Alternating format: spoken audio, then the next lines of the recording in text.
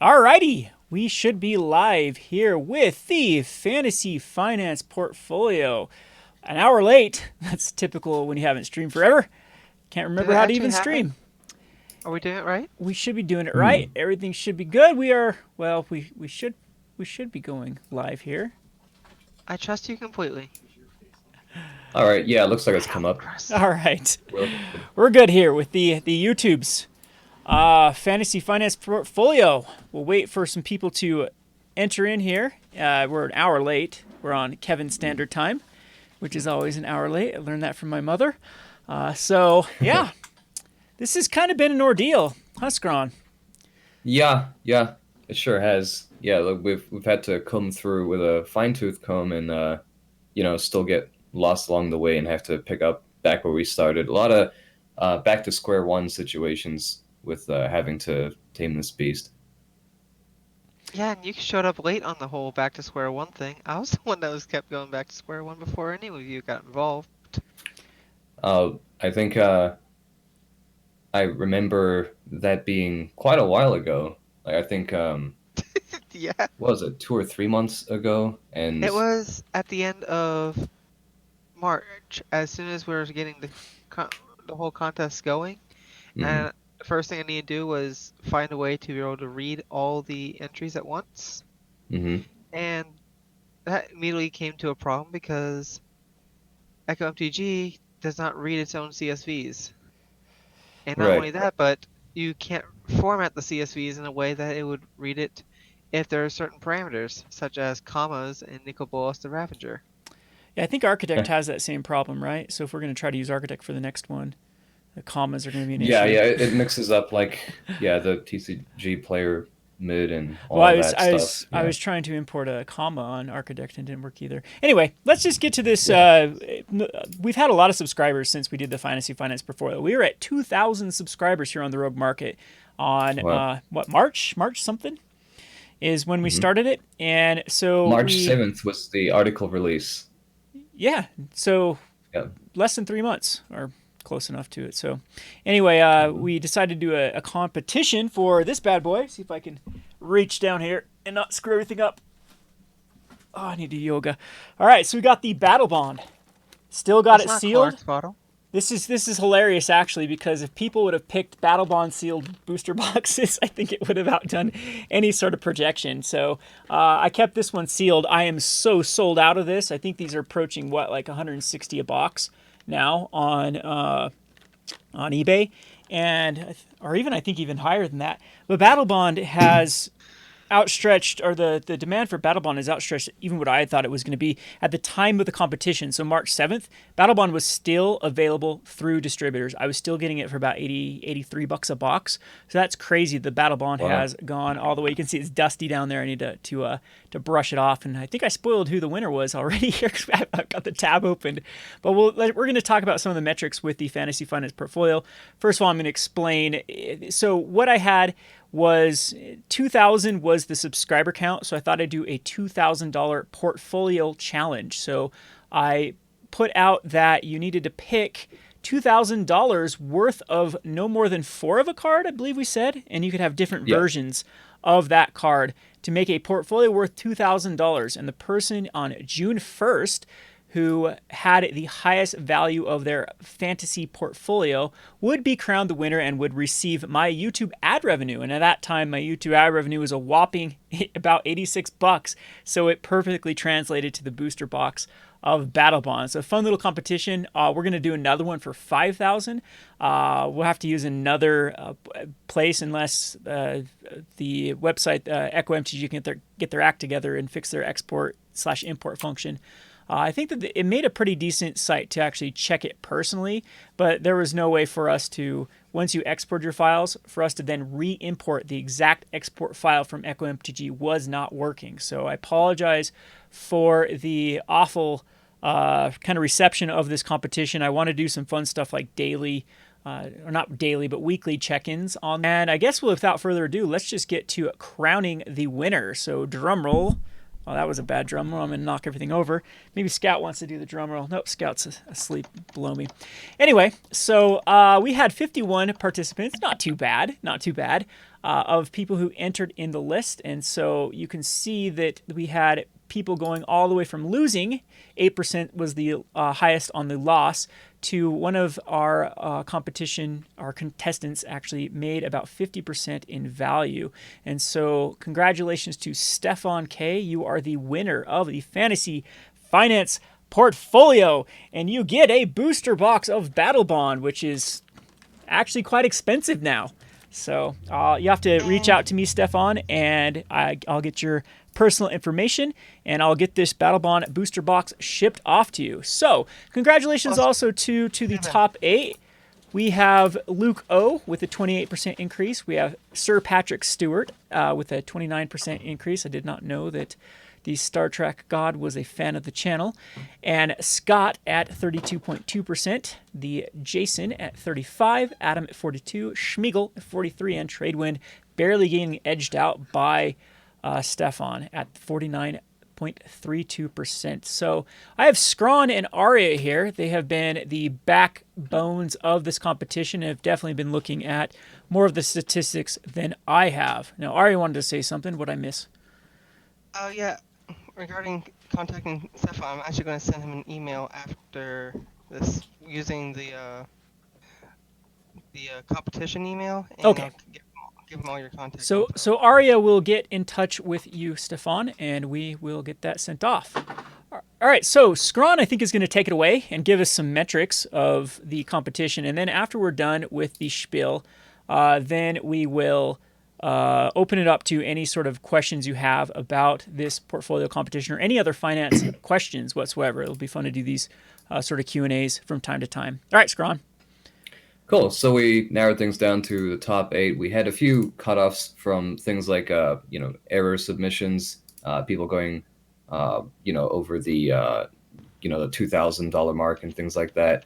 And so although we were quite generous on that, like we wouldn't, be too harsh if you had like 7 of a card, we just scratch it down to a place and didn't count the remainder 3. So in addition to the winners that we've got there, the top 8, we've also got stats for winning specs. We've got trends for very popular pools of cards. So, for instance, we've got batches of Planeswalker related cards. We've got certain mana based cards, counter spells, and that's plural, not just one. There are a few specs besides the very highly anticipated and I suppose highly disappointed counterspell.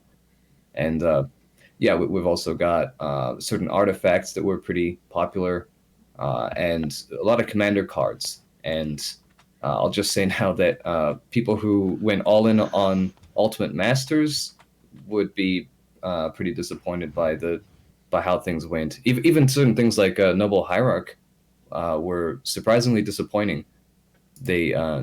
We actually have a Durdle list as well. There's notable Durdlers, notable winners and losers, and I think it's interesting to mention that I believe nobody actually lost 10% or more. Yep, 8% was the 8% was 8% was like the most anyone lost. And their specs were, it's not like anybody spec'd terribly. There's a lot of luck involved for some of this as well.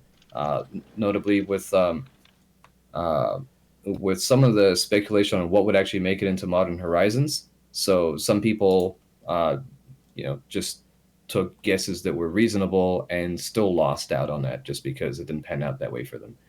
So that's something to bear in mind. The window of time that this encompassed, it's just it was March 7th through June 1st. So for a lot of people, that can actually be quite a short window of investment. And to get return right away is not necessarily, what's going to jump out. And you may have to adjust your expectations on how exactly you're going to expect a card to appreciate. So some cards are strong investments, but don't necessarily appreciate as you'd expect in the short-term window compared to how they would in the long term. So, we can run through whatever metrics you like, Kevin. Let's just start off with some of the winners here. You said that Sure. cards like, first of all, when we talked about the Serum Powder, Serum Powder Right. did Yeah. have that increase. So here is the March. It was already had a little bit of a spike increase around the competition time here. It was worth about $4.70, and by the end though, it was worth about $7. Like for future competitions, I wonder if we can figure out a way how they can sell the cards, not reinvest at that point, but sell if they want to sell out time. I mean, it'd make kind of weird for these price spikes. We'd have to do some auditing of if these are realistic or not. That's kind of one of the problem with TCG Player is these particular price spikes are not realistic. Maybe give it like I don't know, an average 48 value, and if they have a sellout time, they can record that, and that helps with the if we do a competition like within a rotation or a weird standard season or something, it can give people the opportunity to uh, spec accordingly. So we'll have Well, to figure that out. I think that would be very feasible if we had a system where was a bit more flexibility in what we do. But it was just not going to work with the way Echo works at the moment. But Yeah, I would totally be game for that if we could actually have a system to accommodate we'll have the to. amount of. We'll definitely have to reach out to some of the other websites to see if they can handle something like this. I mean, I'm sure they'd love the traffic with what this kind of competition brings. So anyway, yeah, Serum Powder. Did I say Serum Visions? Serum Powder here had a nice increase though, even from the fourth or the seventh to today, and it looks like it's spiking up again. I know why it's spiking up. There was an announcement today that London Mulligan absolutely will be the new Mulligan rule. And so I do expect Serum Powder to go back up in value. The people that call it Serum Powder, if we would have even waited a couple more days, possibly this could have pushed some people over the top for this particular spec. So yeah, London Mulligan for that one was the reason why the Serum Powder went up. I think that was known information at that point. There are some ones on our list here. We're like, wow, there are some people that really got lucky due to cards that came out. All right, let's talk about the second one with Counterspell Foil. So I'd actually like to just adjust that list very quickly.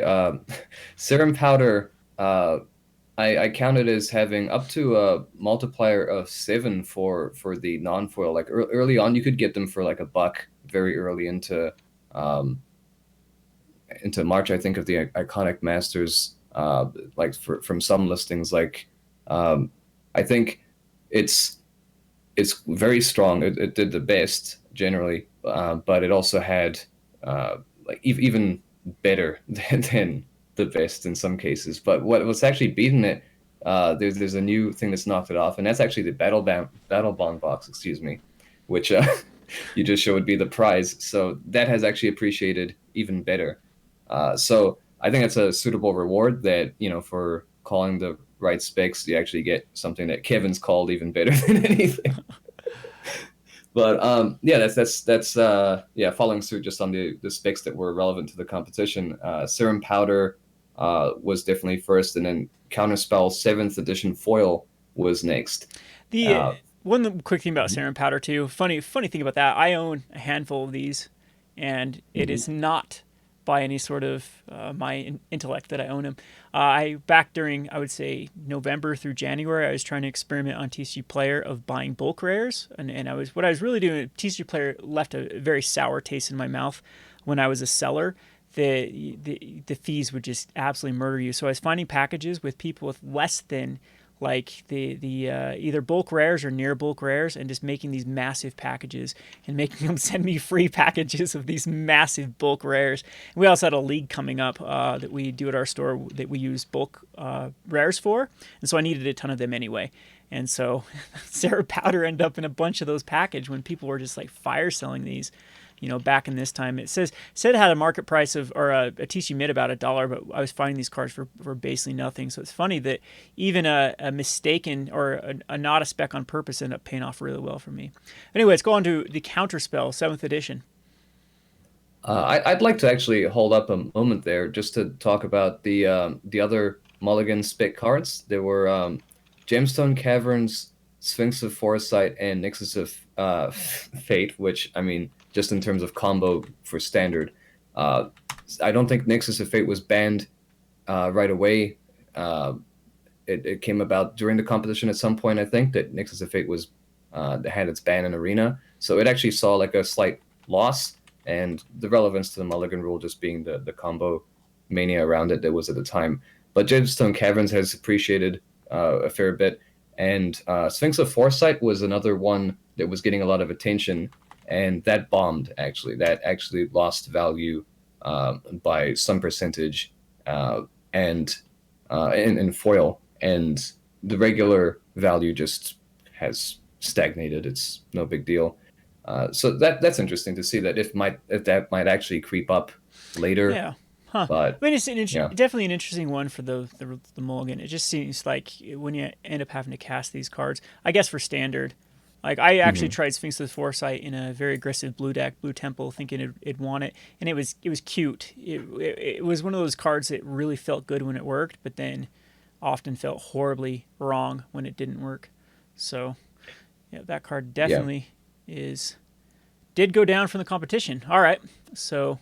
Yeah, so let's move on to that counterspell. Counterspell. So I think this was this spec was based on that people thought that this was going to be in, myself included. In fact, I called it in one of my videos. I've had to go back and audit that video of cards that I think are going to be printed in Modern Horizons. It seems like the focal point, which I don't know why Wizards has not learned their lesson from doing this, but this time it seems like they actually made out okay.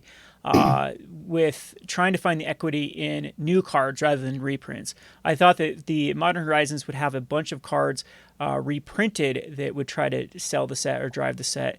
And I guess there was good ones like Fact or Fiction that is entering into Modern from Legacy. But I thought Counterspell 100% was going to be in this set, and it was not. So I don't know if the spec's going to go back down. I would assume that it's going to have some price correction. Yeah, see, the issue with some of these big winners is that some of them are based on false expectations, which they'll probably see some depreciation after this. Like that huge spike, like it's this inflated value that's just gonna come home to roost at some point. And there's a lot of people who will just be looking to get rid of these now. Here's the silver lining though is 7th edition is one of the rarest forms of foils in existence. Yes, yeah, so you yeah, can like actually that see, one itself won't actually go down very likely. Yeah, so it could have just been, I mean, this isn't out of the ballpark of some of these other cards. You have Final Fortune pushing 600, Birds of Paradise. Even Greed at 378. That's got to be wrong, right? Come on. Wow. Okay, that might be wrong. There have been some weird things with foils, but as collectors enter into the mix, we're going to see some of these rarer foil sets definitely start to appreciate in value. We're entering a weird time with Magic. This whole Netflix series, I'm just going to address it really quickly. I have no clue what to think about it. Whether or not this is going to we're going to have like an Arena 2.0 of it might have a lot of nostalgic effect where people that used to play that have quit will come back. So it'll be interesting. We'll have to do discussion on this Netflix series for another time. It'll be the Game of Thrones of Magic. Well, the whole thing, if it is the Game of Thrones, let's hope. Okay, even if it's bad though, I don't think at this point any bad publicity or any publicity is, or even bad publicity isn't a net good.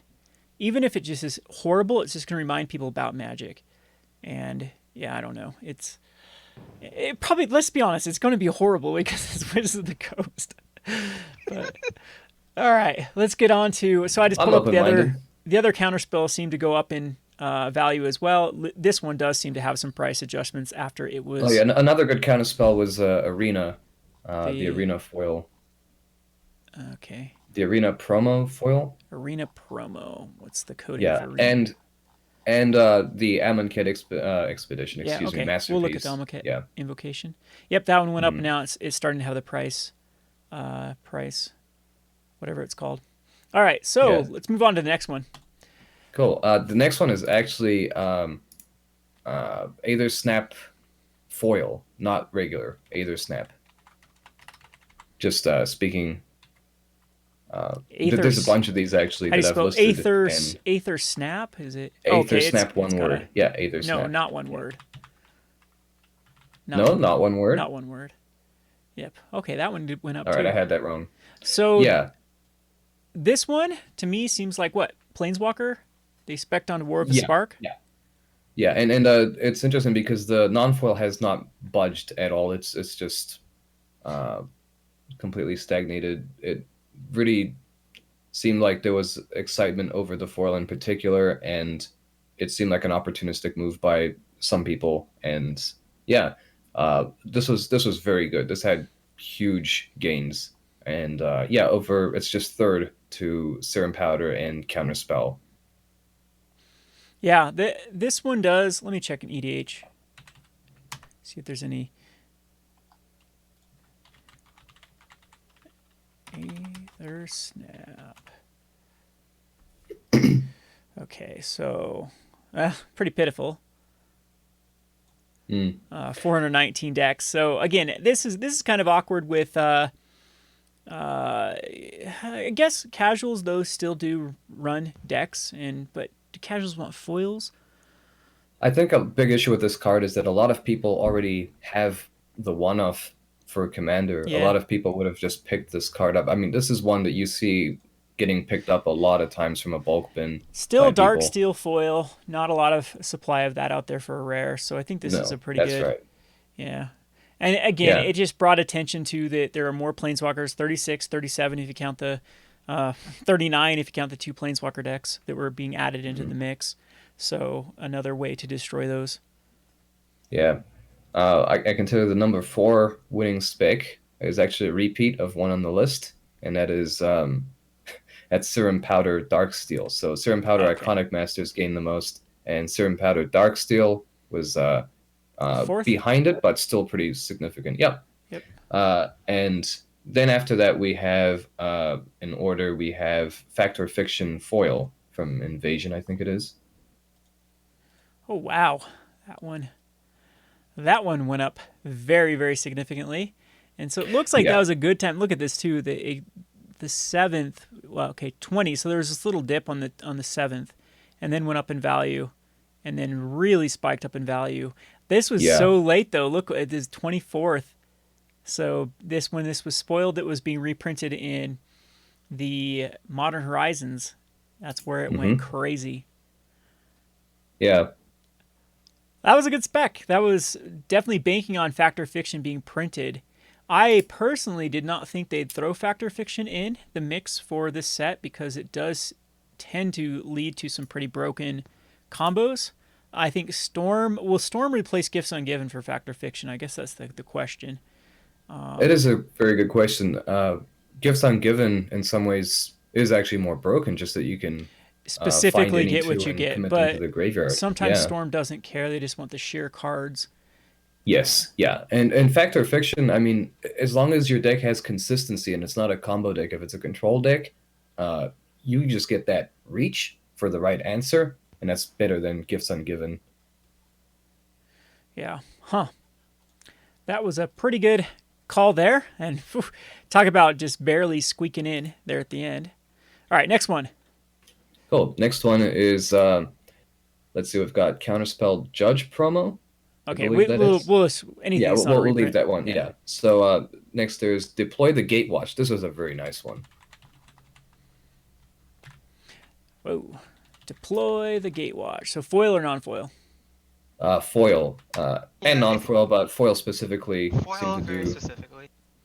Non-foil Yeah. was actually a worse metric than like just going with the oaths. So this one Boy, looks like it this went up the 23rd. So this must be it looks like the non-foil is the one that went up for this particular competition.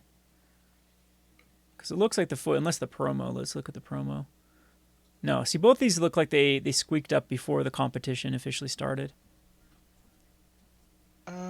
That is, yeah, that's right before the competition there.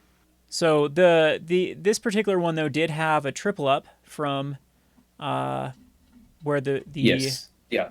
Yeah, that's the one started. I have marked down actually for triple. Yeah, so it's non-foil.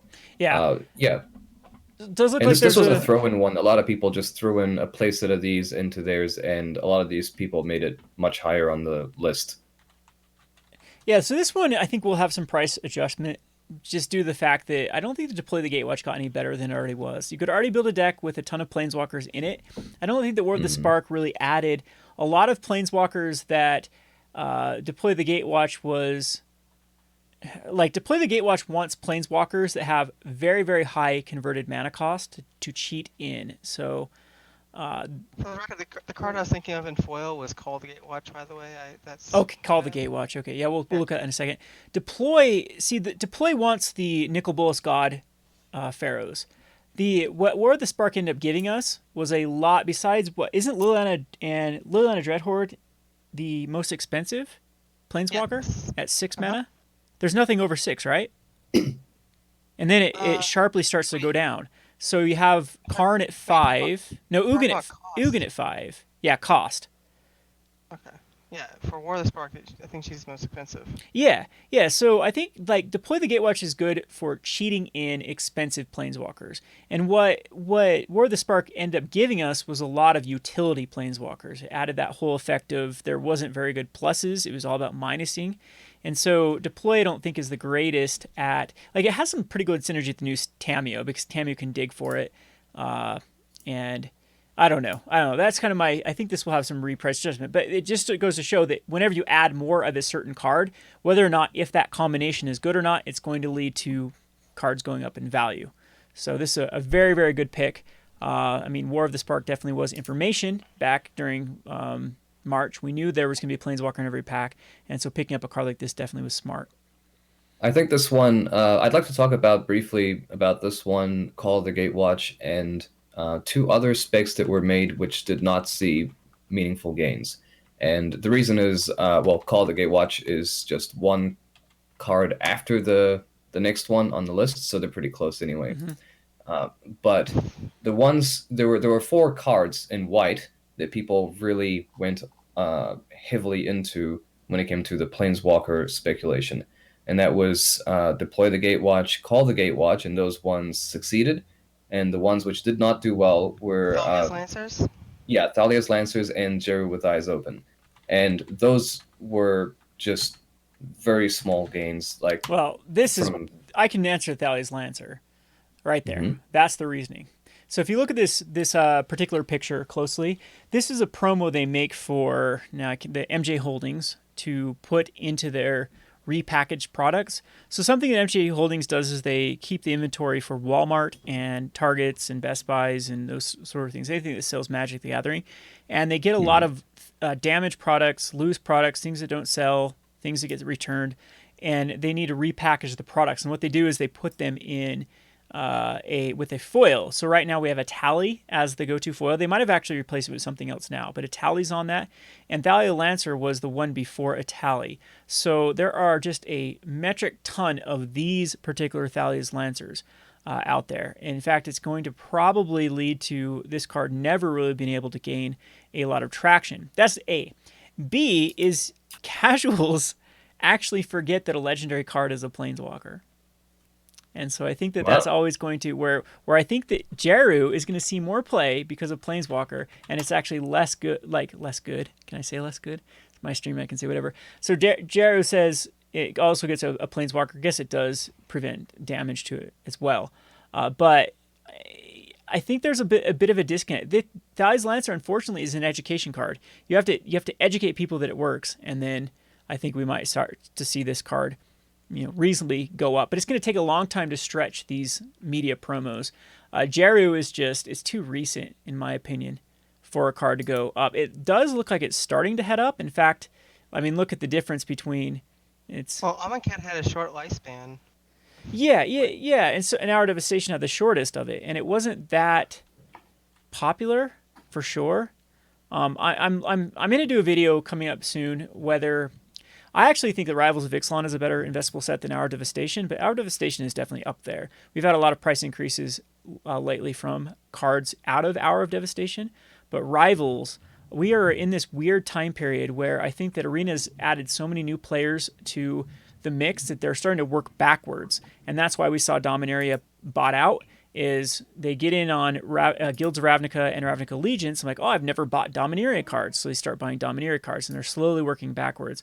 So I think Rivals is the next one to go, and then we might see stuff like Hour Devastation and Amonkhet start to sell.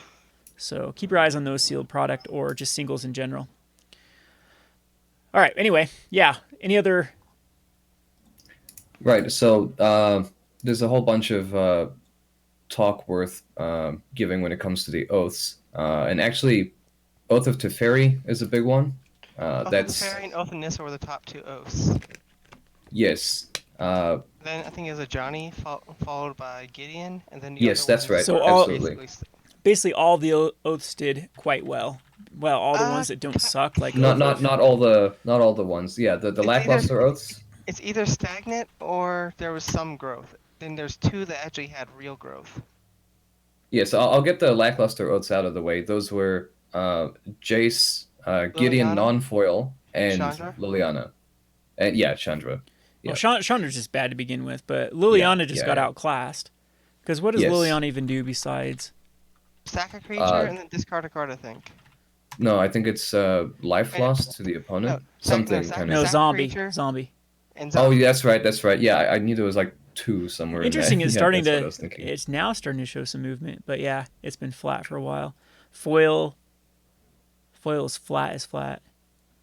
I think the art goes a long way on this one. It's uh, carrying much of its popularity. It's not that good.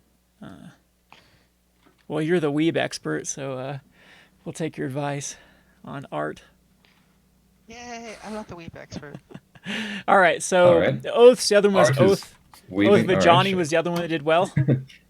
Yeah, so that's about a 70% gain, same as Oath of Gideon foil for these, and almost 100% gain for Johnny, almost doubled non-foil.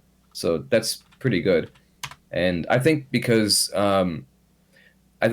of the Spark featured proliferate with plus counters and not just having planeswalkers, so Oath of a Johnny goes into that space quite well. Oh, the And Gideon has a lot of synergy too with planeswalkers that start with high loyalty but lose their yes, luster with the negative. A lot of these, yeah, what yeah. allows an additional negative with Oath of Gideon. That's right. That's right. Yeah, like they start on 5 loyalty and go -2 a pop, and then end at 1, and they just sit there. And yeah, Oath of Gideon helps you cash in on that definitely. And yeah, Oath of Nissa and Oath of Teferi were the stars, and they went up a lot. I think doubled and tripled, double for Nissa, I think, as far as, and Oath of Teferi tripled certainly Oath of Nissa has for foils. always been interesting just because it's kind of like the green ponder. I think this would see more play Yeah. if Traverse did not exist in modern. Traverse is just slightly better than Oath of Nissa. Traverse stole its thunder, certainly, Yeah, and Oath of Nissa. I think there just needs to be a few more planeswalkers that it wants to fetch. yeah. You know, what deck is there that really wants a planeswalker searched from it? And yeah, I mean, it's pretty good. I think it's certainly better than Call the Gatewatch for appreciating It'd be because pretty of boss the right mana. now in standard. Standard 4-color Dreadhorde. Oh yeah, It'd be really good yeah. with 4-color Dreadhorde. So I think maybe we can take a moment to check out some mentions in the chat. So okay, Man Cave MPG was like mentioning Oath of Teferi tripled certainly. Yeah, lot of people I think are having eyes on Oath of Teferi, and I think it's also Venser in particular. There's a lot of talk about Oath of Teferi and Venser, and um, one of the cards, the red card that cheats things in from Modern Horizons, and so those cards got some attention together. So let's see. There's other things in chat that we should take a look at. well here we'll show the. I think we had someone come in. We'll do a Q&A with Mhm. chat when we're done with the this particular Sure. segment. But here we'll just scroll through real quick. You can kind of Yeah, see your standings one last Venser time for was all the people another. that were joining. I shame the people in red. Just kidding. I should have done this as a control. I thought that just me staying out of things because I'd be too tempted to actually show mine. But I probably should have done one as a control to see how bad I did. Alrighty, I guess we could just take $2,000 worth of rogue roundups at the time period. When's Arya apparently is going to do an audit on that next year. Oh, not next year. Next Sooner than 2 years from now. Sooner? Sooner. All right. Where were we? So let's get on to some So- of the other specs that did well. We talked about Right. smothering tithe. So yeah, Smothering Tide. That's right. So that one seems to be Commander favoritism again. Commander certainly has an impact. Yep. So this, let me give a quick analysis of Smothering Tithe. Okay, so this was a card that you shouldn't be caught dead specking into commander cards until about 6 months before rotation for the very, very heavily played ones.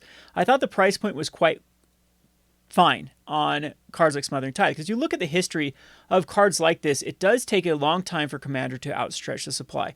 We are living in a weird world right now with MTG Finance where even recent sets, as soon as they go out of draft, can now go up in value for commander. There are that many commander players and there are that many Oathbreaker players that even cards like this that you would think would stay flat for a long time period are spiking up in value. There was one recently that I saw out of one of these sets too, which was this one.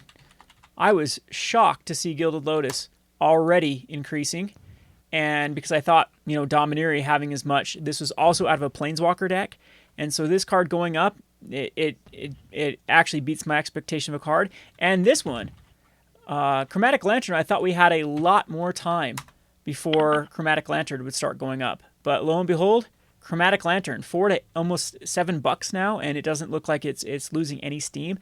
That is insanity for a card that is still in standard or still being. I mean, packs are still gonna be cracked just for cards, especially ones containing Shocklands. If Shocklands ever go up to a value where it's reasonable to open up these boxes, where Commander is outstretching the supply faster than I've ever seen. So yeah. So is this one a guild kit too? The Chromatic Lantern? No, it wasn't a guild kit, was it? I can't remember if it was or not. But anyway, Smothering Tithe a guild kit. I don't think either one were they. I think it would have been suppressed more if it was in a guild kit, but yeah. So I know Dominaria was in a Planeswalker deck though. Which one? Ral was no. I don't know. I'll have to check on it to see which Planeswalker deck no, Ral wasn't Dominaria. It was the Dominaria one that had. Anyway, someone in chat can find it.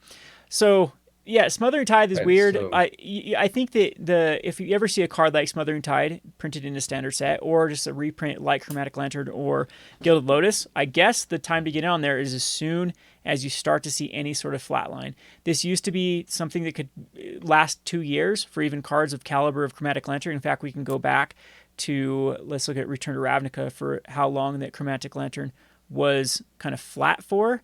And you can see it was flat for quite a bit before it really started to increase in value. But we are in a different age and you think that Wizards of the Coast is going to have to adjust sometime, right? Where, I mean, some of the problems with some of these recent sets is that, like, War of the Spark is still kind of difficult to get a hold of. I'm still reduced to the allotment from my distributors, so meaning I can only purchase a certain amount of boxes from them per week.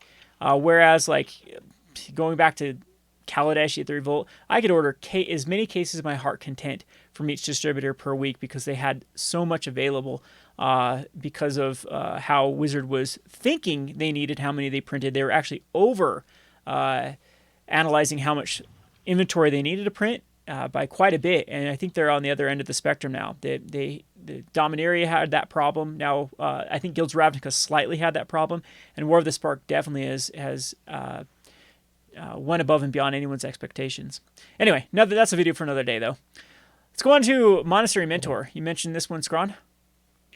Yeah, Monastery Mentor, that one had the foil appreciate by 42%, I believe, and also just, I think it may have doubled non-foil.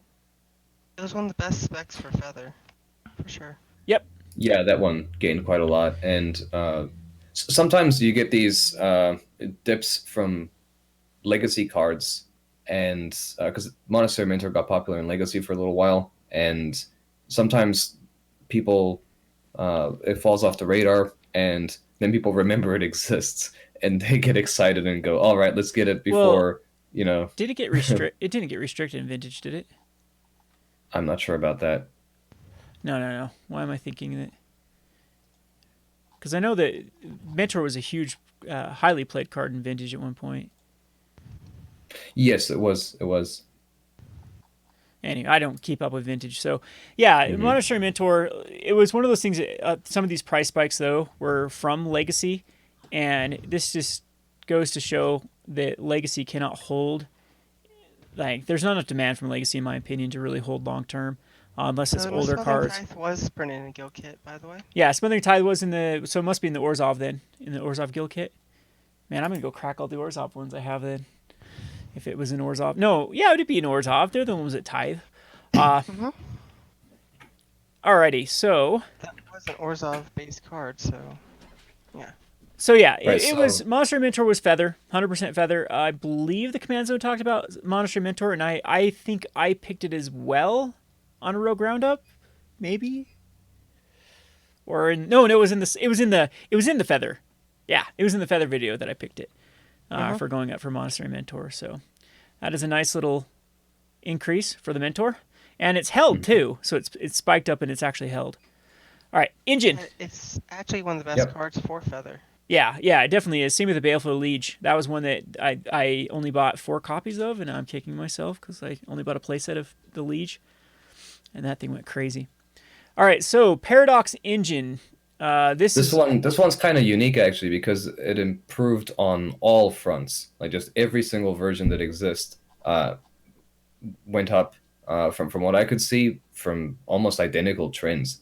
That slightly over double, like 2.1 times multiplier on every single version is is uncanny. Yeah, well, it just shows the demand for this Paradox Engine. Engine has kind of the Smothering Tithe effect as well. This has gone above my expectations what A3 Volt could do. A Commander Mythic usually was still less than a Modern Mythic out of a set. So if you were to be able to compare like an A3 Volt card that hit Modern and an Aether Volt that hit Commander with the same amount. So we're talking like a 4 of in one of the better decks for Modern versus in a lot of Commander decks. The Modern card would always outperform the Commander card, and now that is swapped. The Commander card is outperforming. Paradox Engine is an auto-include in so many Commander decks. There are plenty of decks that I have it in. That it's the key card, like I have a deck tech out on Rogue Deck Builder for King Makar, and the deck tech was mainly Paradox Engine. King Makar just happened to be the commander that was trying to exploit it. So it just goes to show how many commander players there are. And this also did get the feather effect. You can see, let's go back to the normal version. It had another price spike around the time that feather was spoiled, I believe. Maybe not. Maybe this is pre-feather. But this is another card that should be going in almost all feather decks because of the ability to untap lands and then have them open for the next turn to then cast a bunch of cantrips and then just get your hand really, really loaded with the cantrips. So, yep. Yeah, I don't see it going anywhere unless it gets banned in Commander. That's crazy that a Mythic out of as recently as A3 Volt can be $41, $42. That's insanity. Ban in Commander? Can we ban it? Absolutely. Let's get rid of this card in Please. Commander. Maybe that's just what Commander is, though. Is Paradox Engine? Strong. Yeah, Don't get it's a into Commander this. powerhouse. You may not like it, but this is what peak performance looks like, Arya. Yeah. This is what your format looks like. No. Well, So, last note on Commander is because I think from this point it gets a bit less into the Commander stuff, but Thief of Blood was another standout Commander card. Although not many people actually spec'd into this one. This went under the radar for most lists. oh, that one's nice, yeah. So this is another one based on War of the Spark, adding more Planeswalkers into the mix. Yeah, this is like Aether Snap. Yeah. It's the same family of specs. So people who spotted Aether Snap probably spotted this one too. And I get it, but I think it's silly because there are enough Planeswalkers in the history of Magic that this should have been a card that if Planeswalkers are that big of a deal, that it would work with. Like where I'd see this card spiking up is like another Dark Depths type card, where it removes counters, like these really negative counters to set up a crazy combo. Adding just Planeswalkers just seems very. I mean, I guess Proliferate was in the mix too, so you could really hate out like an entire block or entire set that adds to Commander. But maybe this is just more of the opposite of out of sight, out of mind. It's in mind because so many people are going to be adding Planeswalkers. Oh, Thief of Blood. But yeah, I don't know if this is going to have some price adjustment. It has only the 2 printings, though. I don't see it being printed again in a while. All right, so now we're just going to transition over to some of the top 8. Kind of went right for these particular. We'll start with Luke. Luke was our 8th place. The Soul Rings were pretty. These ones did not increase, right? Same with Preordained. Noble Hierarchy, you said, was one of the cards that a lot of people spec'd into that didn't pay off. Is that a beta Soul Ring, real quick, or is that? No, this is just a Soul Cause Ring that was for $4.56. So okay, because beta Soul Ring was actually the 11% increase for if you suspecting the four, because someone someone just did. Link paid just 4 Soul Rings on one of his. It was kind of like a troll selection of his, and he just put 4 Soul Rings, and then you had a regular one. But I'm glad he did the 4 Soul Rings because it's actually interesting and actually sparked a conversation with Scron where we're talking about Bedevil versus uh, Tropical Island in regards to Stefan's list and which one was Yeah, actually the better spec. we can talk about that a little later, because Yeah.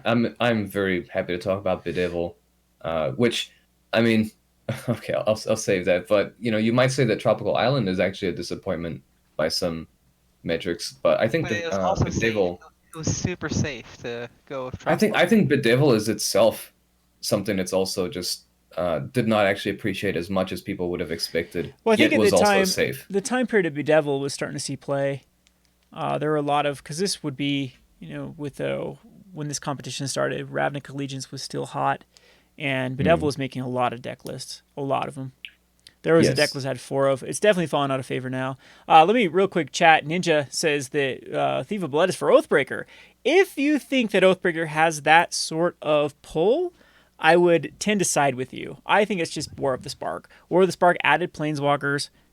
People are like, ooh, what works with Planeswalkers? What works against Planeswalkers? They added it in. Well, feel free to debate with me. Oathbreaker is a format I think will start to have some pull, but right now it's not enough to really. Unless Turning Community College is showcasing a deck, I don't think you're going to see a lot of movement because of Oathbreaker. That's my 2 cents my 2 cents with it, but feel free to disagree with it. Yeah, but again, that's Ninja. A good call out there for the Thief of Blood seeing more play because of the Oathbreaker format. I think we'll have to do a list of cards that really that could go up in value. I think even cards like Dreadbore or what's the new one out of the Rakdos one out of Ravnica Allegiance that destroys a Planeswalker. Oh, the Angrath one? Yeah.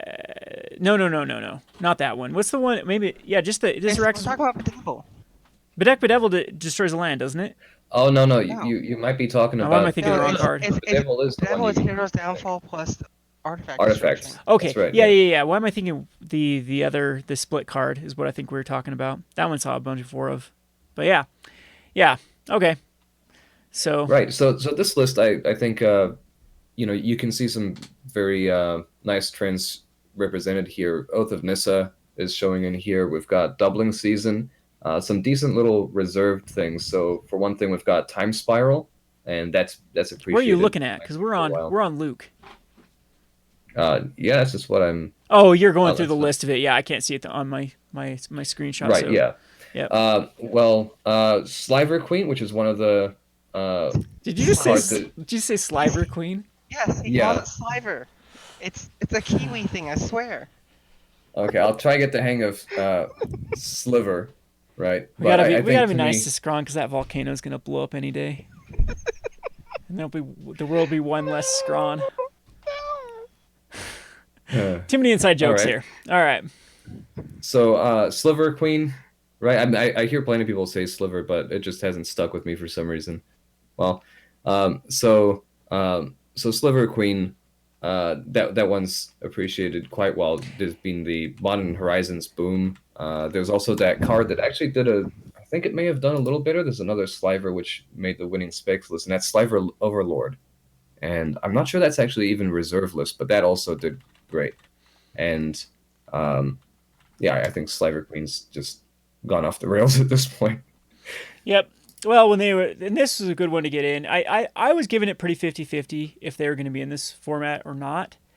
Hmm. And they ended up being in there. So, of course, all the slivers are going crazy due to the inclusion in Modern Horizons. All right, let's go on to, should we go on to Sir Patrick Stewart? I'd like to dwell just a little longer on Luke All here, right, we'll just go to back to mention that Luke. there's a few more solid commander specs being Cyclonic Rift and Propaganda. Then Yes, there's Cyclonic Rift actually went up in this time period, didn't it? I am not certain on that. I don't think I have the information on that. Yes. You should check that out. So Yeah. slot. Yes, it did. It went up. It had a reasonable gain from 18 to about 22. Nice. Yeah, that's pretty good. Yeah, that wasn't one that was spec'd too commonly. It was just like, uh, you know, one here or there. We had Xenagos God of Revels in Luke's list as well, and this showed up in a few people's lists, and it seems to be appreciating a fair bit. It gets some notice. It's at least very popular. Well, I'm not too sure about the performance, but uh, want to talk about this, Arya? This little tidbit. What tidbit are we talking about here? How many cards showed up that were in Rogue Roundup around that time period, Oh or the yeah. Eternal Witness? You want to talk? You want to? Yeah, there was someone that put Eternal Witness, which was my troll pick. Like, if you your read what the pick? article, when I read, if you read the article, I put I put Eternal Witness as my pick because it just was printed in Ultimate Masters, and there's a million printings, and I knew it was just a terrible time to get into it. So I was like, all right, so for my portfolio, I'm just going to do all the Eternal Witness and Eternal Witness variants. Yeah, and it was mentioned because it was such a good example for, hey, look, we're letting you go, Pick different. four cards. Yeah. Yeah, pick Yeah. differently. So what's one that you can do that for? Well, Eternal Witness really. But Yeah, and there was a handful of people that on the losing end that chose Eternal Witness. And I think that I might have been influenced by my pick there, because also on the winning end, there's a lot of people that were picking. Well, actually, just across the spread, actually, winning end, losing end. I think Stefan even had Eidolon the Great Rebel. yeah, so we noticed that with Eidolon of the Great Revel. Yeah, so even the winners have made some choices that backfired. Well, what we're saying is it seems that we did have a little bit of the copycat effect that people are like, okay, well, we'll just pick cards that Kevin picked. So I appreciate the little faith you have in my picks, but this one didn't end up working out for you, the Idol and the Great Revel. The other one, the Xenagos, though, that one did definitely go up in value. So the other notable winner in this was Venser the Sojourner, which got a lot of attention, booming. Yeah, I think this was before I picked it too. So man, I should have And this scoured some one, of these this one lists for more really, this one information. really benefited from that, from the red card, which lets you cheat in a Planeswalker from Modern Horizons, because people were saying, well, Venser can, uh, refresh himself, and he gets blinked and he comes back, so he's a new object, so you don't get rid of him at end of turn from the what is the name of the creature who sacrifices the Planeswalker you cheat in? Yeah, From the Modern Horizons. I know what you're talking about because I Yeah, even mentioned I this think it's with yeah, it's Chandra. the one that shows the Ren and Six on the art, which was pretty nice, I think, for the spoiler season to be previewing it that way. Before Ren and Six, they let people see Ren and Six in the art for that red card, and that stirred up some buzz. So I think they did quite well there. One of their better spoiler seasons, I think. Yep. Well, let's get on. That's about it for Luke. I think we can let's move move on on. to Sir Patrick Stewart. Mhm. So this one seems to be a pretty safe spec. Just pick Polluted Deltas, Bloodstained Mires, Doubling Seasons, Jace the Mind Sculptor. All those tended to have a pretty good return. Those, tried, tested, and true. They didn't get reprints in this time period. There was enough demand for the various formats, especially modern, to get those up. Also had to play the Gatewatch. We've talked about Call the Gatewatch. That did good as well. Weird Harvest. That one is an interesting pick. Weird Harvest. Let's look at that one real quick. So, right, this is an interesting one. So you have to wonder, where did this one fall short, because it made a bunch of very nice picks, but the Durdles are, you've got There wasn't a lot of value bunch in of them though. The value was all. I'm sure this person just picked the Bloodstained Mires, Polluted Deltas, and then just tried to put in some filler. So that was just the. I don't think there's much to talk about in this particular list because that's that. I think there actually is the most dirtly card on this list. I feel is actually Jace the Mind Sculptor from Worldwake, and that's because the appreciation was only something like 17% or something. Like, it appreciated less than many uncommons, rares. Like, he did not actually boom. He's already had his boom when it came to Anniversary 25, and that ship has really sailed. Yeah, but it went up. It's Jace did go up in value, didn't go down, so it didn't cost against it. It was Yes, still yes, yes. It didn't 17% in the scope of things. 17% was pretty significant. Like if you would have just picked all Jaces, that would have put you at 36th place. versus the top spec. Top specs. No, if you could have found enough coverage through things like Thief of Blood, Oath of Yeah, Teferi, just for the dollar spent. Uh, yeah, if you could have bought $250 worth of Jaces, you would have made $40. If you would have bought $250 worth of serum powders equivalent, you would have made 1,500 yeah. instead of 40 And I was bucks. worried when this competition started that someone would just strike gold, or like someone that just did this really safe, high value cards would actually, because this is actually MTG finance in a nutshell. This is when you Mm-hmm. talk to most people, this is what they'll tell you to do, because it's safe. I typically am more on the wild side for sure. I of course like safe picks, but man, do I like those Arclight Phoenixes. The safe picks take much longer to appreciate, Yeah, and yep. yeah, a And this is little a 3 month volatility is actually a good competition, thing. so. All right, let's move Hmm. on to talk about someone that. There it is. There's your beta Soul Rings. This was Right. a beta Soul Ring and a Power Artifact, and those did appreciate in decent. Power Artifact, I think, had the good return here. Actually, Sol Ring did better. Than Power? I believe so. Yeah. And this is interesting because I think it's because Power Artifact is quite fringe. Sol Ring, you've got that commander status symbol. You're correct. Having a Power beta. Artifact actually went down, so. Yeah, yeah, and Sol Ring, it was quite interesting. I think it's 75% gain or so. And if you look at the trend on Sol Ring, on the beta Sol Ring, you'll find that it actually had a dip before the competition, or, Yeah, or well, at this. some point where he could have gotten in, and then it corrected, and then it shot up more. Well, the thing And is, so it was a if perfect this would have ended timing. up winning, I don't know if I would just axe it and disqualify it just or Really? not really that, but by researching, because you actually look at the market price, $330. The mid versus market price has such a discrepancy that this would require a lot more research. It's very very tough to make these sort of calls. This, I don't know.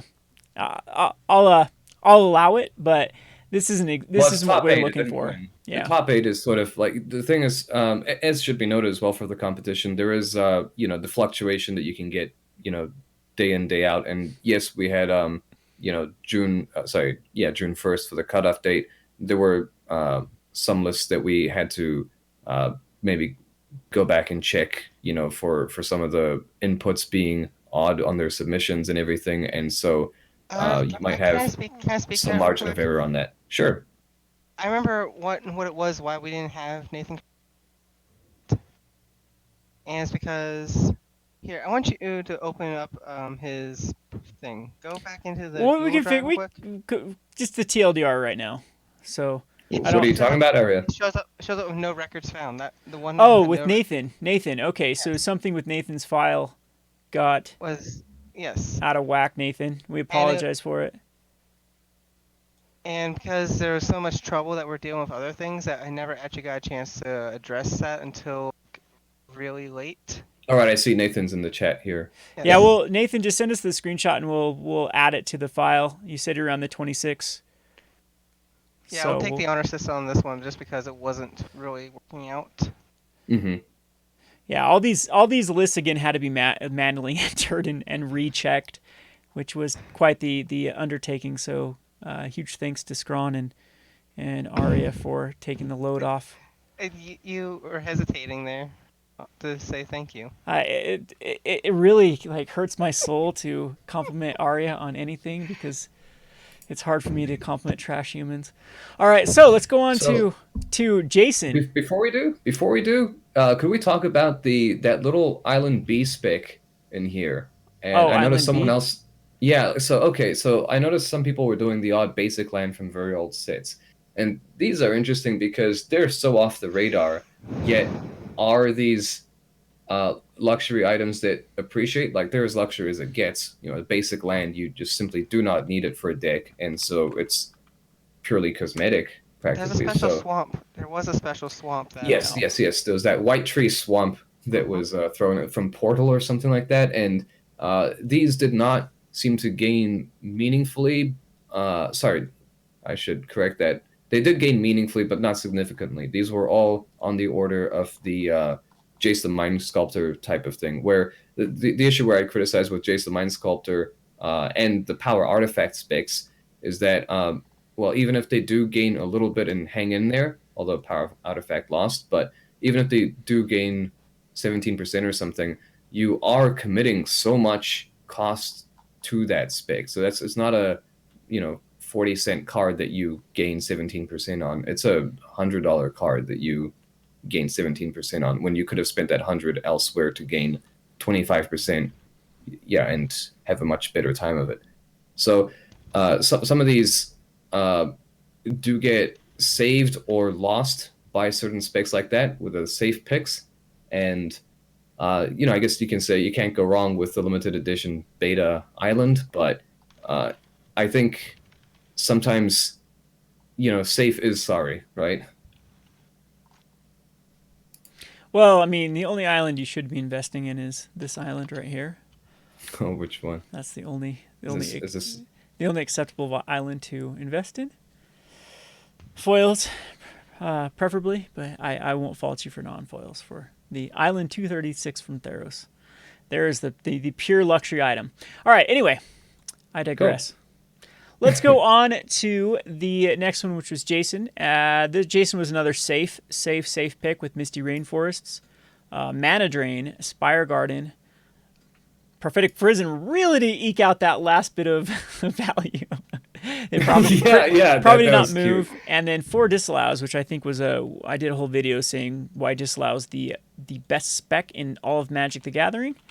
And let's just check in on disallow. It does seem like disallow has still gone up from when I called it, which was right around that time period.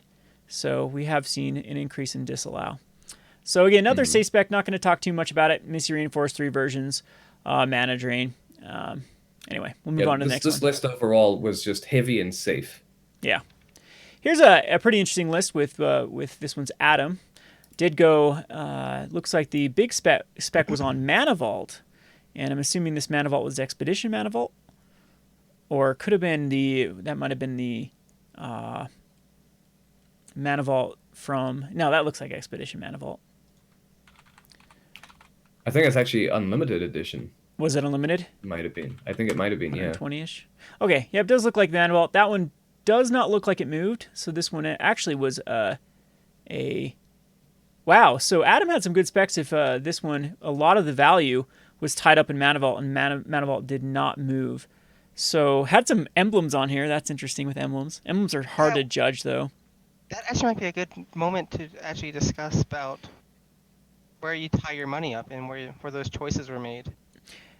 Well, it's an easy, to be honest, it's an easy place to get to. Like 2000 is a little bit overwhelming. It's very high risk at that point, unless if you spread as wide as possible, you have the more opportunities. But then again, you have to be really, like, on average, all of your cards need to be going up. If you just go in a few different high value cards, they have the chance of if one of these takes off, then of course you can just run away with the competition. But it does look like a lot of these were the more premium versions, like Nicol Bolas the Planeswalker. Is that a Judge foil? What's the expensive one that's Nicol Bolas? We have that was a very unique one. The Guilds of Ravnica Mythic Edition Nicol Bolas. Yeah, this one's another one that's hard to judge. In the future, I think I'm gonna put a kibosh to these particular type of cards because these. I mean, we'll allow it, but for next competition, I think I'm just gonna go with more of the regular version of cards rather than these really, really niche cards. But the emblems and the insect tokens. Yeah, and then the judge foils, those type of. I mean, if you really want to get crazy, what was that insect token? Was that a gray one? The insect tokens. No, that was a player rewards. M15, just the regular M15. M15 one that goes with the queen. Hornet Queen, yes. Yeah, these like cause someone could have technically picked the insect or they could have picked Goblin token from player rewards, and the problem with that is finding a buyer, and judging against market price or even TC mid is very, very tough. So the price discrepancy could be all over the place. And it's very, very hard to then crown a winner based on this. But other than that, it looks like this was more foil oriented. Looks like the Mox Ambers were not foil. That was a pretty good one that went up because of the Oath of the Gateway, or because of the War of the Spark. Planar Bridge seems like a pretty good spec. Again, that was a card that has outdone my expectations for Commander, outstretching it. We got Chromatic Lanterns in here. So a lot of good picks that we've already covered. While we're on this still, Baleful Strix I noticed is on this list, and this showed up here and there. A lot of people were expecting this to be reprinted. And it was one of my before we got picks that during that green-blue time period as Kotal. well. Yeah. Yeah, and I just compared the different increases, and some people, because he had so many options with Baleful Strix, and I noticed that people wound up just picking one because there's like 5 or 6 different reprints of it. And for anyone who's curious, Commander 2016 was a 66% bonus. Planechase Anthology was 66%. Then there was 68% Planechase 2012. And then the ones that did better were 75% gain on Eternal Masters. I suppose people value rares more than uncommons. Although the Eternal Masters foil depreciated slightly by 10%. Then Commander 2013 gained 85%. And the one that actually won, if we're saying who won out of all the Strixes, out of all the Baleful Strixes, the one that doubled in value was actually Archenemy Bolus. And I think it's because of that set symbol. And it's modern card frame, it's clean, it's I would actually, it's probably the most recently that was printed, right? No, this is Archenemy. Yes. So Archenemy Bolus. Planechase probably outdid that one with. No, it didn't. Well. It did not. Is that the most recent? Was no, most recent was the most recent. I guess that would probably be the most recent, right? Because Archenemy Bolus came out with the Ammon Kit. Yeah. Our Devastation. Yeah, so it looks like that was. So that might be the reason why it was still lagging behind the rest of them. Had price memory, and this one just shot up. Anyway, yeah, it is a clean frame though as well. Mm-hmm. Alrighty, so where did we get to? Let's go to the next one. This was, I can't read the name on. Let's see here. This would be after Adam. Schmiegel.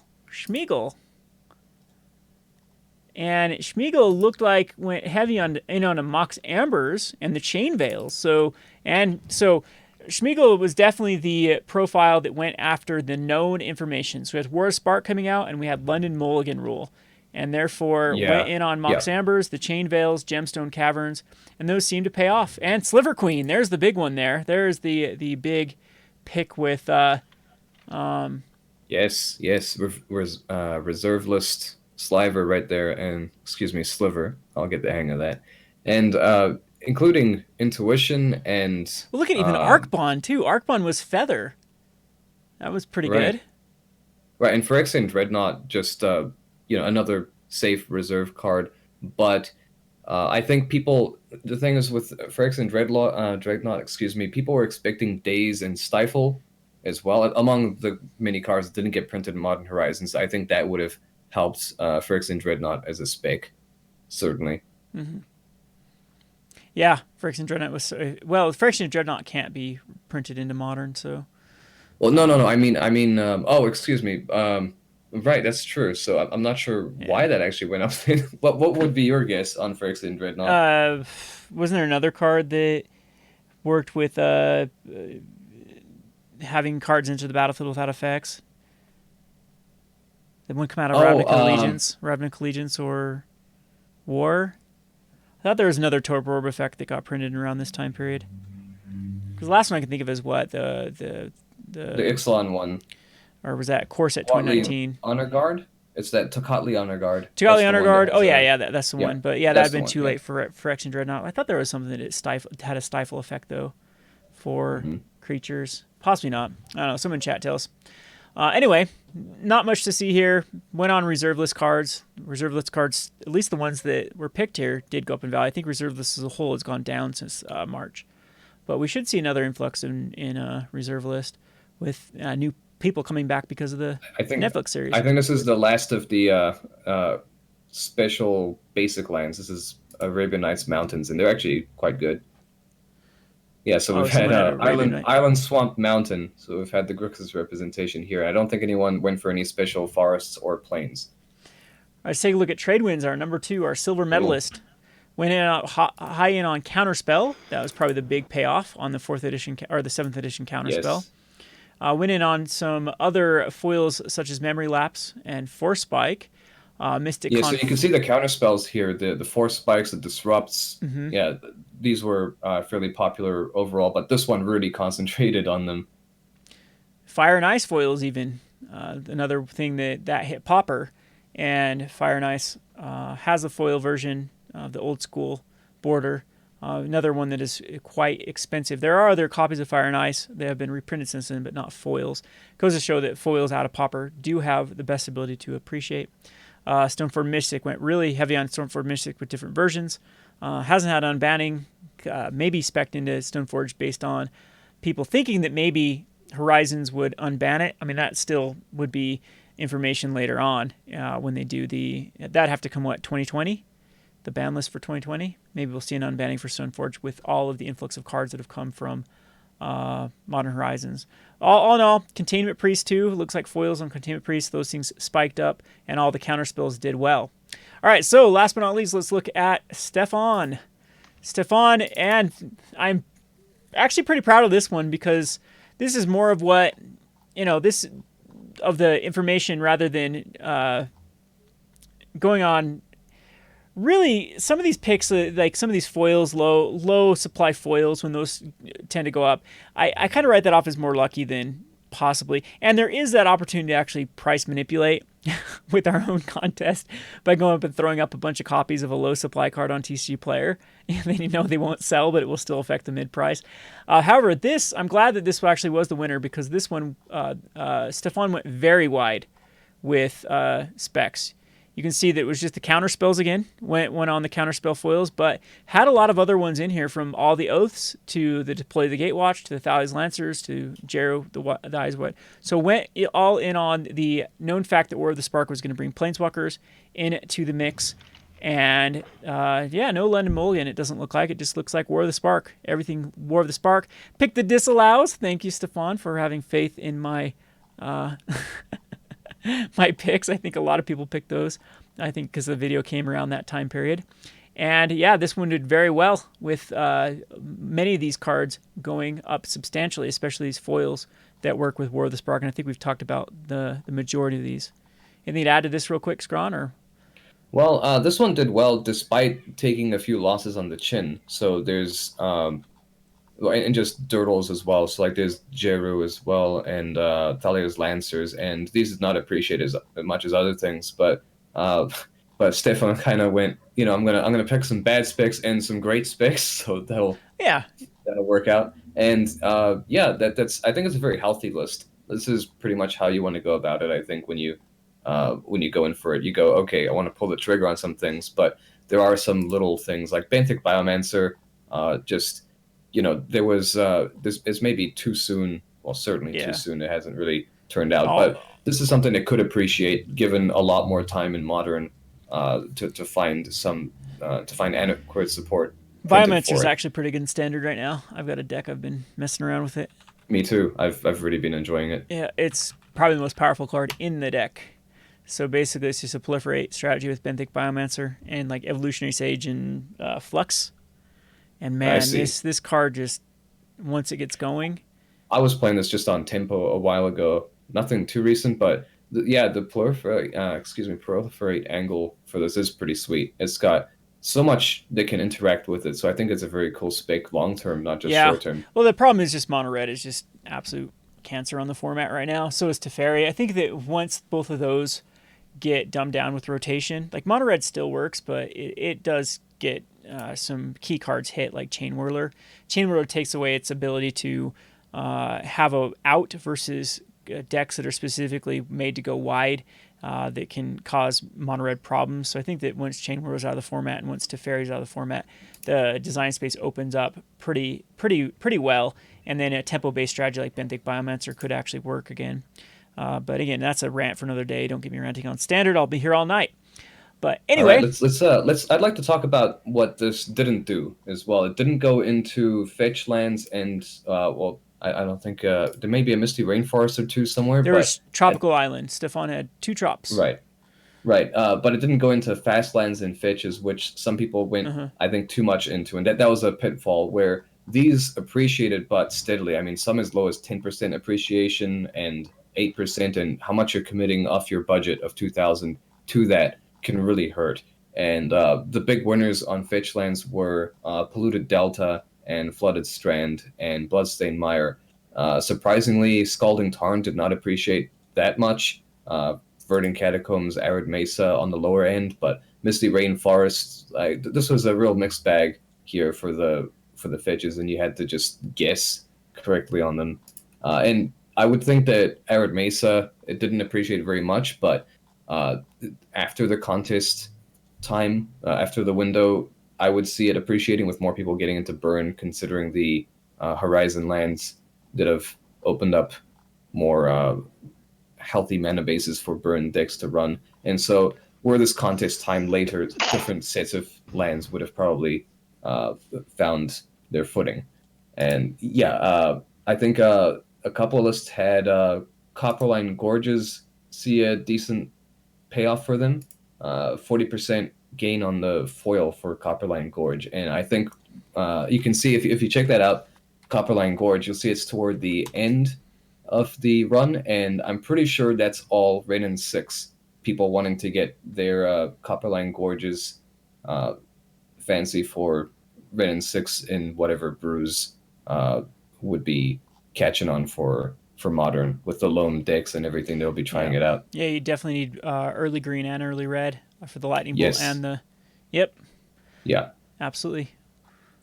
So anyway, I think that covers our fantasy finance portfolio. So congratulations again to Stefan for taking this down. Congratulations to Counterspell for putting 2 people in the winner and the runner-up. Did very well. So anyway, we'll turn the time over to the chat if they want to ask any questions. If not, I don't know, let's chat for a second, and then kind of gone on pretty long with the stream already. Over an hour for the stream. So longest video this channel's ever done. Whoever So, this Magic historian is asking if Magic cards are worth money, and I think that's probably true. no, it's ask Magic Historian if clickbait's worth money. How much is clickbait worth? Savage. Put clickbait on a. It's priceless, Kevin. Okay, so why did Yahini Undying Partisan start increasing in price? Kazi, this was definitely due to, my opinion, would be to Teysa, right? Are you Sack thinking outlet. is this when you're, because it was Teysa. I guess it just had a. Are you talking about this bump? Because I have not a clue for the foil version if it's this bump. But has there been a bump? Yeah, it tends to go up. Let me pull up EDH Rec real quick. So if we go to Commanders, top Commanders, you can see that Teysa is still doing strong. This past week there were 64 decks that were put on Teysa, which is right on par with some of the. I mean, it's outproducing Marin, for example, outproducing Brea. Those are cards that continue to outstretch cards. Teysa is still new enough.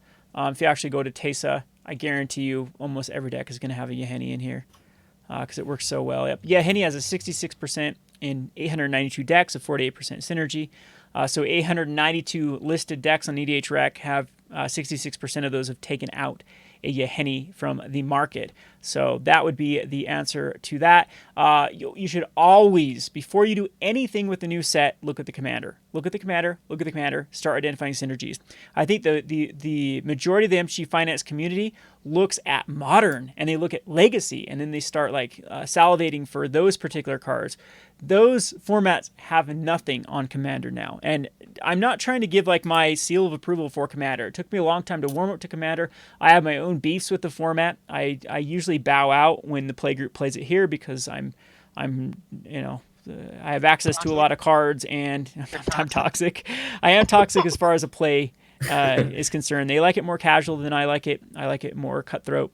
Higher power decks. So I'm not the biggest fan of Commander personally. I like to brew decks, but don't really like to play them as much. But so Anyway, not because I'm trying to push the format per se. I've just noticed that Commander lately have had the best returns, especially when you can get in on a Tesa type card and find out the cards that are surrounding it. There are some goodies out of this Modern Horizons that I'm sure are going to spike up prices. Looks like -1/-1 counters are going again because of the new one out of Modern Horizons. Let's look at, they have Modern Horizons up on, yep, they have it up on EDH Trek already.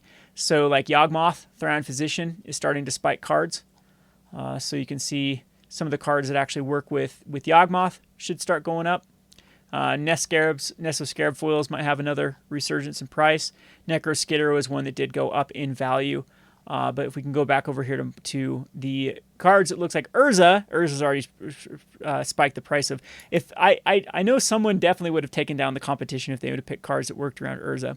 Sisay as well. Sisay's got a lot of lists. And here's one that I've been specking in on is this Bear Commander. So Ayula is been spiking a bunch of these cards. And there's still some room for some of these cards like Grizzly Fate foils. Like Striped Bear, look how many Striped Bears are being played. There's not a foil version of this, but this is Weatherlight Common. Even a Weatherlight Common card could actually go up because of a card like this. All right, so. More questions from chat? Where we go with the chat? How much did PewDiePie's face get you to your thumbnails? Yeah, okay, yep. So, at least I stayed on, hey, Magic Historian, at least I stayed on topic the entire video. I didn't do a live stream that said, hey, look at this video, and then talk about it for 4 minutes, and then stream for 4 hours talking about other stuff. Shots fired.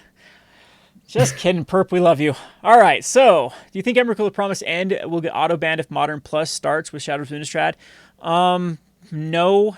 If you look at some of the other formats, well, like Frontier, it definitely is legitimate of a card, but I think that for a higher powered format, I don't think they need to be as aggressively banning as they have been in the past for standards, because the card pool is very open. One of the problems with like Emrakul is we didn't have a lot of good answers to either the graveyard or for Aetherflux Reservoir, Aetherworks Marvel, and that was part of the problem for the format, is lack of answers. It wasn't necessarily the threats were too strong.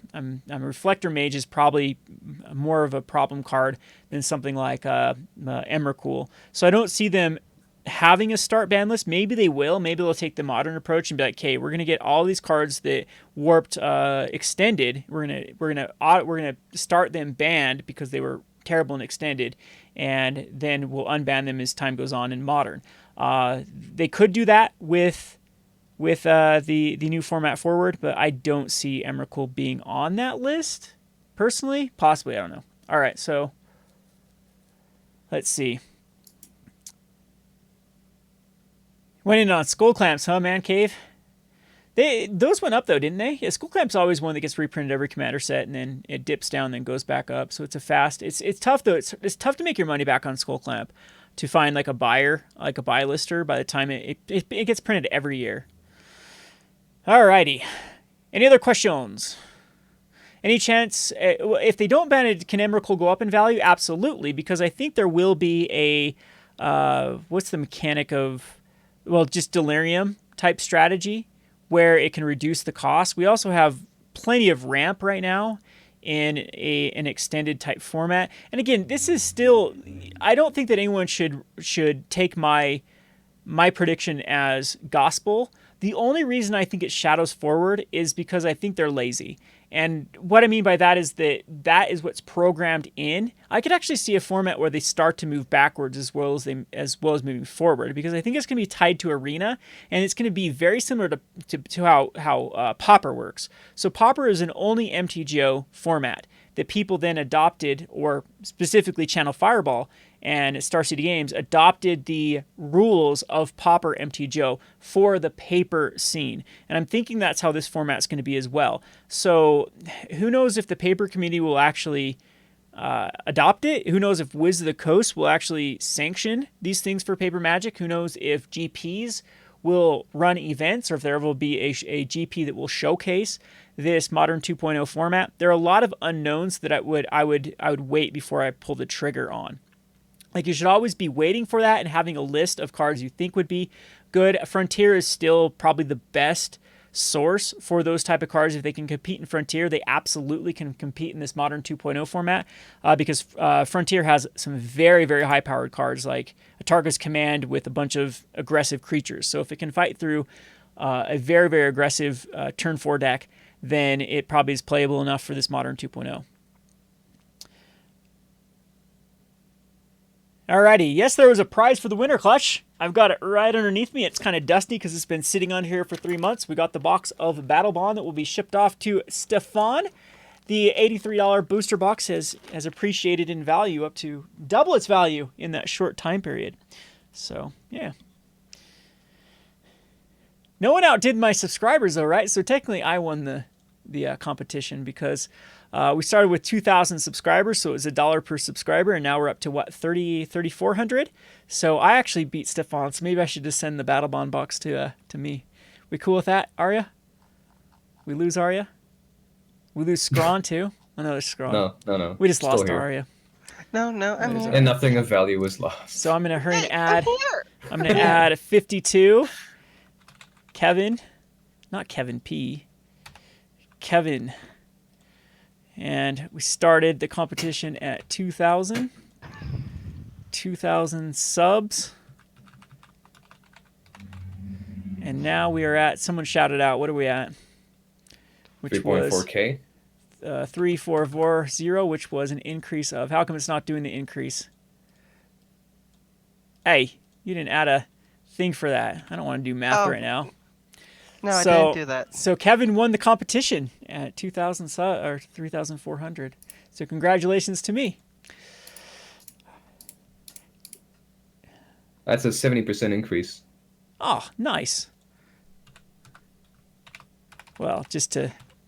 For the record, if we kept Stefan's original font, which was where I accidentally put unlimited instead of Revised Tropical Islands. Yeah. Then he would have beaten you with an 80% increase. Yeah, but they were revised, huh? Well, yeah, because unlimited actually, yeah, it would add a ton of value to it. So, anyway, this is kind of fun. Any last parting words, Senior Scrawn?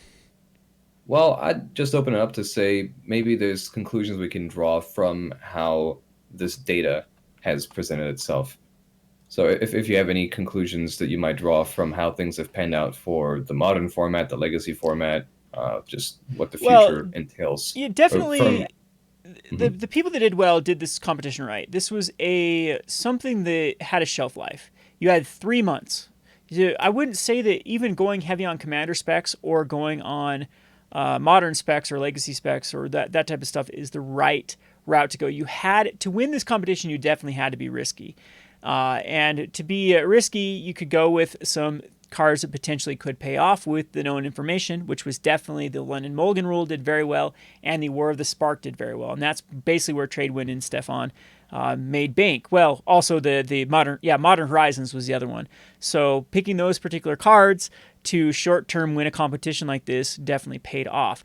Of course, if you want long-term specs, you want safer specs, that's where you invest in the modern cards. That's where you invest in the commander cards. But it was fun nonetheless to just do a 3-month doomsday type scenario. You have 3 months to make as much value as possible, and the people that did it right, they made out pretty well. Yeah, conclusions also, Commander is definitely greater than Modern. Who knows the Modern Horizon though? Modern Horizon might just be crazy. If Modern Horizon spawns new decks in Modern, then be looking for those cards to go crazy. Because we all saw that War of the Spark did to Modern cards. So we're talking about like Eldritch Evolution. What's the dumb elf card that you can exile a card to cast it from your hand? Whatever that card was that spawned the new Gristlebrand deck. And those type of stuff. Of course, the Allosaurus Rider. Yeah, Allosaurus Rider. That's one that right. you definitely need to see for new decks. Card. But Commander is just, the reason why I like Commander is it's just so duh. And there's not risk to Commander if you do it right. If you come over here and see a new Commander and you start to see the trends, there is no risk in most of these cards. So Bearscape was one. You saw bears being printed. You see an Odyssey rare that most of these bear decks are going to run because there actually isn't a lot of decent bear generation as far as tokens is concerned. And this is removing 2 cards from your graveyard to put a 2/2 bear token. They get synergy with the new bear commander. The card is absolute garbage. This card is horrible, but you just know that it's going to go in the commander decks because people are, at this point, these sort of decks are kind of a meme in the format. People, they've always wanted a legendary bear creature, so regardless if this deck is good or not, it's a casual format. And these casual players are picking up cards to go with their casual commander, and this is one of them that's going to go in there just because there's not enough bears. So very, very known information. There's only one direction this can go up, which is up, because this card was already bulk bottom out rare. You don't have the risk of Modern. You want to see one of my worst specs of all time? Well, not all time. Well, Stony Silence did really well.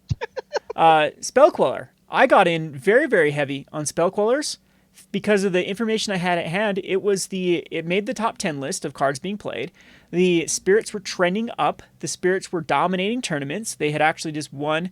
I think that there's a Star City Games that I got the list from where it won both the, what do they call it, Star City Open and the Star City, whatever the other tournament they do. So they do 2 tournaments on the Star City weekends. They do one that's the big one, and then for the people that got eliminated day 1, they do a tournament day 2. That's another one. So both, there was a month where Spellqueller was just insanely dominant. So I'm like, okay, Modern's trending that way. And then, things like Arclight Phoenix got printed and just completely started overshadowing the spirits. There's just a better route to go than what Spirit did with the tempo structure. So this is what can happen Kevin, when you go into Modern. Isn't it just your worst spec because it's the one I give you the most shit for? Look at this though. I might be able to feed myself.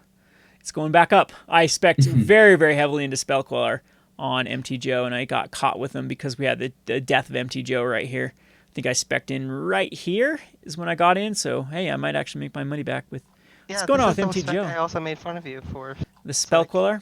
Well, the thing is, cause I think we talked that day, and I'm like, I'm going to wait till it goes up to 9 or 10 on this day.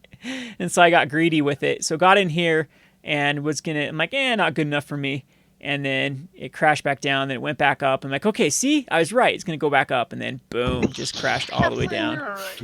And then and you weren't right. You were never right. It was so funny. Yeah, I'm never right on that. But nonetheless, though, there's a good comparison between Modern and that's why a lot of people like Reserve List. Because Reserve List, I actually do think that Reserve List does have a lot of risk towards it, though. There could just be a point when people want to get out of their investments, and that could cause a chain reaction of other people in the Reserve List wanting to get out of, their particular specs. And I don't know. I'm not as bullish on the Reserve List as some people, but the whole thing with Reserve List is just so safe because it can't be reprinted. But, I mean, there's still cards that have never been reprinted that haven't really ever gained any traction. We'll never know. We'll never know if that bubble ever bursts. But Commander's just so much known information. It's going to stretch these out. Commander players don't resell their decks that often. They build their little bear commander, then they go on to the next one, their princess commander, and then their ninja commander, and just keep building decks. And they are the best thing for finance because they tend to have the most disposable income. They tend to be very casual, which means they don't have the finance sort of aspect to things either. They don't care about card prices, things like that. All those things are going lead to very good returns for Commander cards. Yeah, I agree, Francis. If the new format does do Spellqueller is probably more bannable than I don't know. The problem with Emrakul is such a feel bad card. Is once it gets cast, it pretty much ends the game. I want to do Princess Commander now. Princess Commander? Who would you Princess be? Alesha? Yeah, probably. It's my favorite card in Commander, so or my favorite commander. My favorite card's Wheel of Fortune. Wheel of Fortune, huh? Card's getting expensive. Oh yeah, speaking of Wheel of Fortune now, that new one's gonna bust Modern. Ay. What's that card Which called one? that came out of? There's a couple of different wheels. Which one are you talking Oh, about? the blue one with The blue- flashback. the blue one. Oh, How is this not yeah. the most played card in Commander so far? Are you It's a kidding Time me? Twister. It just goes in every blue deck. Where's that? Echo of Eons. That's a Time Twister. No, it's Time Twister is different from a Wheel of I Fortune. guess it doesn't. because Yeah, it doesn't discard then draw. a Wheel of Fortune uses the graveyard, whereas Time Twister does not. I guess modern. I don't know. Modern. I guess Storm doesn't want this. Because of shuffling the graveyard back in, but drawing 7 cards and flashbacking it. I think Yeah. it might actually be a solid Or just thing for the whole thing is just faithless looting this stupid thing, and then you flash it back for 3 mana. So dump your entire hand and then flash it back for 3 mana and get a full hand of 7. Whose idea was this to print this in Modern?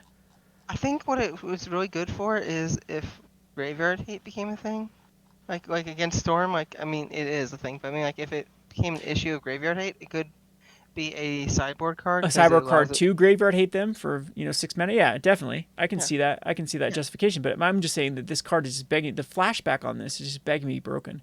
So just unload, and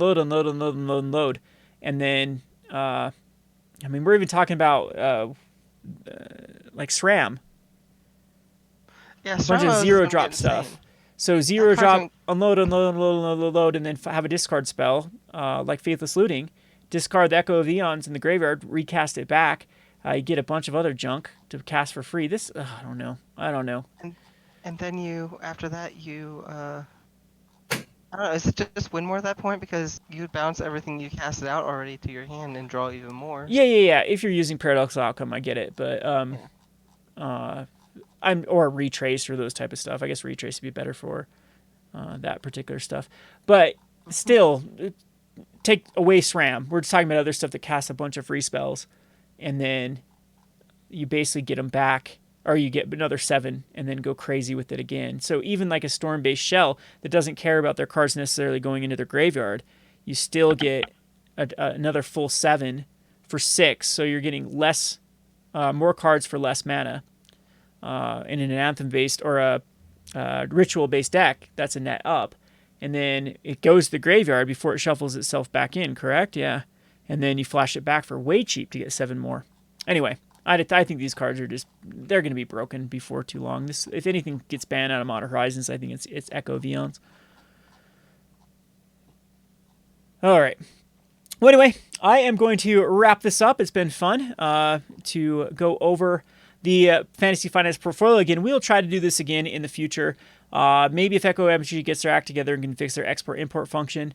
I've talked to some other websites about possibly hosting this, some other collaborations to host this sort of portfolio. I guess for my question for people is just in the either message me or put in the comments after this video is done what you'd like to see for another one of these particular videos. I'm not going to give my ad revenue away for this particular one because it's actually been quite substantial. Funny thing about this channel, it's out producing. It's out actually, the view counts are actually getting higher than my main channel, the Rogue Deck Builder. And so, of course, that's been directing my attention towards this particular channel. I enjoy doing these videos a lot more than I do any other aspect of Magic the Gathering. I definitely am a finance type person. Enjoy this, creating these videos, enjoy speculating, enjoy researching it.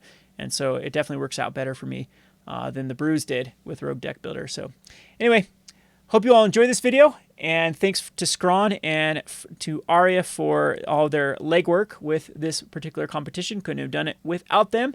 Appreciate you too. And yeah, we'll see you on the next one.